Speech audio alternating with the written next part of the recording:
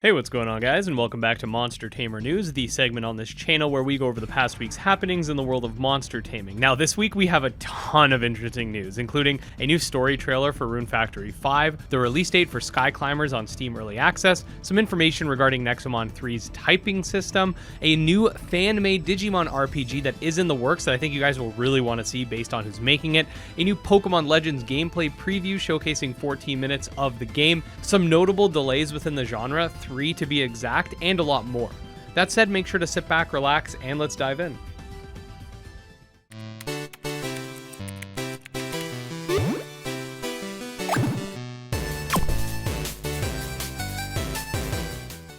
Alright, so first things first, we've actually got a little bit of information regarding Monster Sanctuary's Forgotten World DLC and the physical copies, which are on sale right now via Limited Run. So the Monster Sanctuary Twitter page put out a post saying that the Forgotten World DLC will be on disc for the physical edition.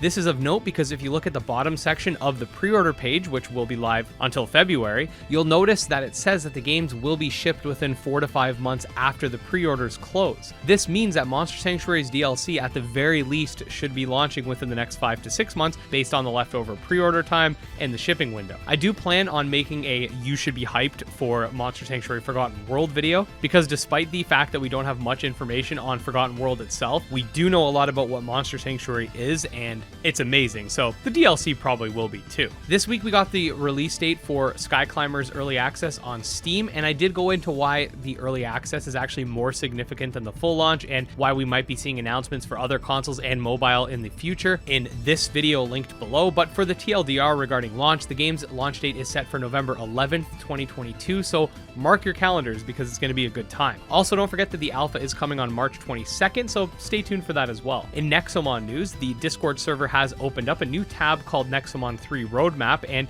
the first and currently only channel available is one dedicated to the elements that will be present in this game. Currently, you're able to give your opinion on what types should be added and on a new potential system that will add affinities instead of rigid typings, which will basically give Nexomon ranging, resistances, and weaknesses based on their affinities. For more information and a breakdown of this system, check out this video linked below, and just know Nexomon 3 is real. A new story trailer for Rune Factory 5 also recently popped up and showcases a general rundown of the game's features and systems. You have your monster raising, your combat, your marriage, your farming, and all that fun stuff. We also got a few screenshots courtesy of our friend Mirrorfox showcasing some new really cool looking bosses for the game. We've got a brand new Pokemon Legends Arcues gameplay reveal showcasing many different aspects of the game. This breakdown goes over the capture mechanic where you can either sneak up on Pokemon or battle them if you accidentally alert them.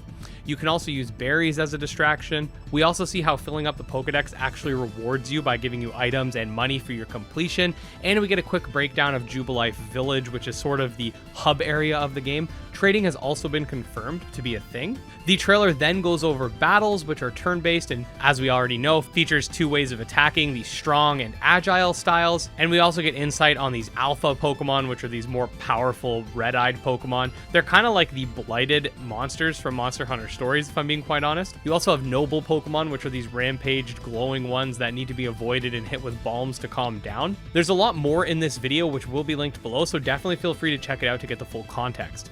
The developers behind the fan title Digital Tamers Reborn, a Digimon title if you couldn't guess, confirmed that they're working on a more traditional RPG based on the Digimon franchise. On screen now you can see the gameplay, which by the way is turn-based and story-driven with its own original cast of characters. I'm thinking about putting a separate video going over this trailer and sort of giving my thoughts and opinions on it, so if that's something you want to see, let me know in the comments, and make sure to subscribe to get notified when this happens. I'm also definitely going to be playing this game and Digital Tamers Reborn on the channel, so yeah. So a new trailer for the currently in early access and upcoming monster taming title inspired by old school RPGs, New Monsters, just popped, and I wanted to take a second to just show off a portion of this trailer because the game is looking really solid, especially if you're a retro games enthusiast, and I think it deserves more attention.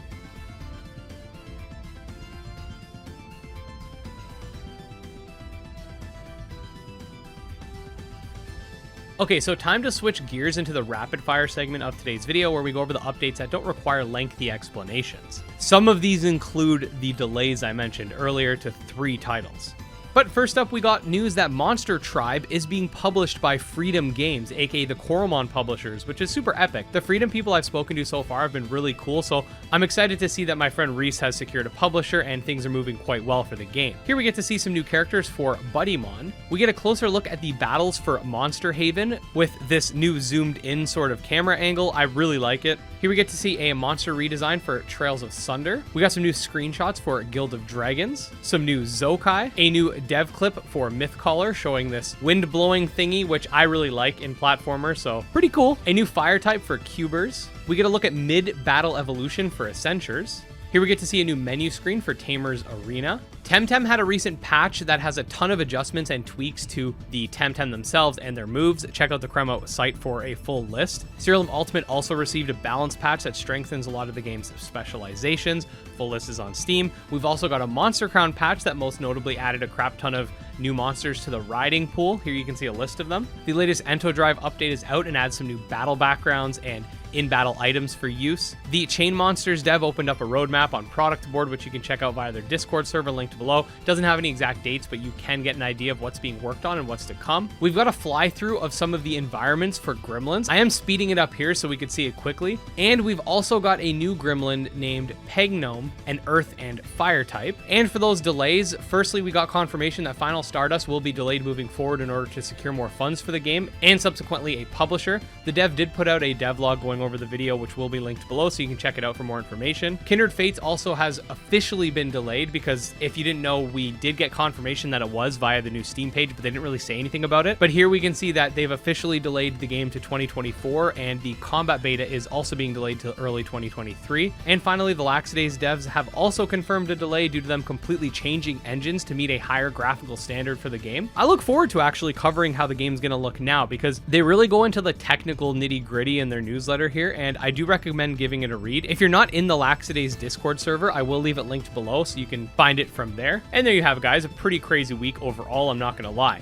Definitely looking forward to that Digimon game. I'm intrigued by Legends. I'm super pumped about the Monster Sanctuary DLC, Nexomon III Affinity System, and the Skyclimbers Alpha, which is coming soon. And despite the delays we're seeing, I think it's ultimately for the best, because some of these games kind of need to be spread out from each other, as 2022 is going to be super packed to the point where we all just might go broke. Anyways, that said, if you do want to stay up to date on the monster taming genre and receive guides, breakdowns, etc. on these various games, definitely subscribe to the channel, because I put out new videos every single day.